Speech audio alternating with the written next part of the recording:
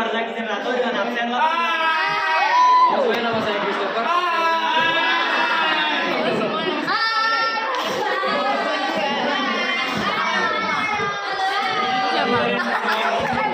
Oke, lanjut terakhir. Cyanida. Lalu yang kedua bersifat korosif atau pengaratan. Bahan korosif ini sebaiknya diletakkan jauh dari alat-alat atau instrumen, terutama alat-alat yang kena bahan seperti logam akan menyebabkan pengaratan atau karat. Ketika terkena dengan kulit manusia akan menyebabkan iritasi pada kulit, gatal-gatal, dan dapat membuat kulit mengelupas.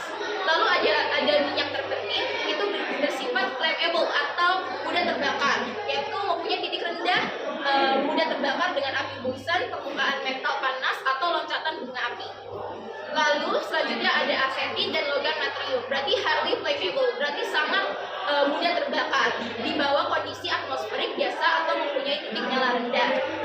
Biasanya di bawah 21 derajat Celcius dan mudah terbakar di bawah pengaruh kelembapan. Lalu yang terakhir extremely flammable, berarti sangat amat mudah terbakar. Yang berupa misalnya contohnya adalah diethyl cairan atau propan, itu bersifat gas dan cairan juga. Berupa gas dan udara. Ya. Berupa gas dan udara yang membentuk suatu campuran yang bersifat mudah meledak di bawah kondisi normal. Jadi untuk penyimpanan diethyl ether atau propan itu harus selalu diperhatikan oleh seorang praktikan yang bekerja di laboratorium. Lalu ada polarium klorat, amonium nitrat, itu bersifat eksplosif atau mudah meledak dengan adanya panas atau percikan bunga api, gesekan atau benturan.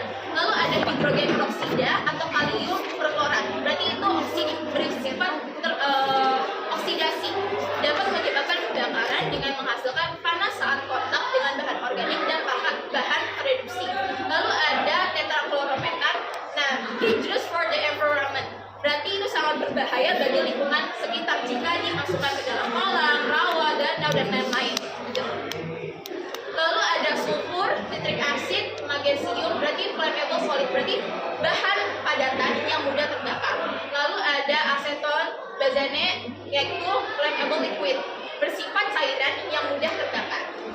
Lalu ada acetylene, itu flammable gas, berarti gas yang mudah terbakar, biasanya digunakan pada tempat penyimpanan material gas yang terbakar. Lalu ada calcium hydrochloride, sodium peroxide, ada ammonium dichromate, itu bersifat oxidizer, berarti material yang mudah menimbulkan api ketika kontak dengan material lain yang mudah terbakar dan mudah menimbulkan ledakan. Lalu lanjut benzoyl peroxide, ada bersifat organic peroxide, berarti merupakan simbol keamanan bahan kimia yang digunakan dalam transportasi dan penyimpanan peroksida organik. Lalu ada gas beracun, contohnya itu nitric acid, berarti simbol yang digunakan pada transportasi dan penyimpanan material gas yang beracun. Oke, sekarang kita bahas cara penyimpanan bahan kimia berdasarkan sifatnya. Pada dasarnya bahan kimia tidak boleh disimpan dengan bahan kimia lainnya karena harus disimpan secara khusus dalam wadah sekunder yang terisolasi. Hal ini disebabkan untuk menghindari percampuran dengan sumber bahaya lain seperti api, gas beracun, ledakan, atau degradasi bahan kimia. Wadah dan tempat penyimpanannya sudah tentu harus diberi label yang mencantumkan informasi antara lain yaitu nama kimia dan rumusnya, konsentrasi, tanggal penerimaan, tanggal pembuatan, nama orang yang membuat reagen, tingkat bahaya, klasifikasi lokal penyimpanan, dan nama dan alat pabrik. Yang pertama, syarat penyimpanan bahan kimia bersifat beracun.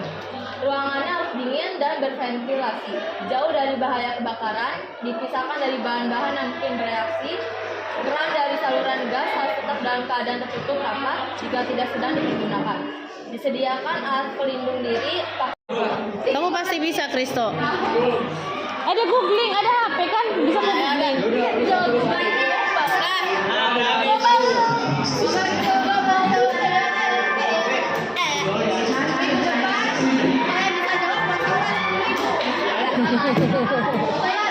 Mantap, Kristo. Nggak tahu, Bu. Saya nggak usah ngomong. Soalnya nggak usah memainkan hati cewek. Enggak, coba di sini. Mana ini? Gambarnya Nggak apa-apa. Kok, sikat kok.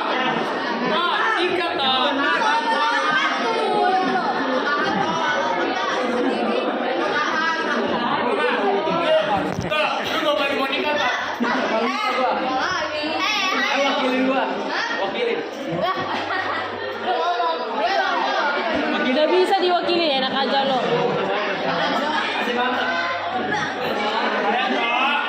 Ayo tatop. Sudah, teman-teman, PR-nya adalah yang cowok-cowok tadi udah, yang cewek-cewek tuliskan jenis-jenis laboratorium dan 15 tanda bahaya. 15.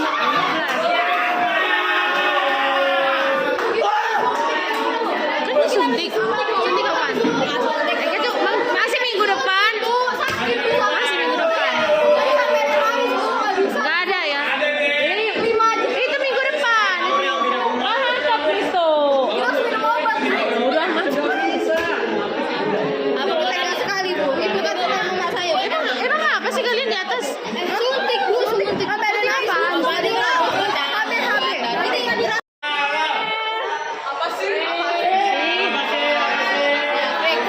Ayo Kristo. Ayo nak. Hah? Gombal boleh. Ibu aja ya. Boleh. Tahu nggak Bu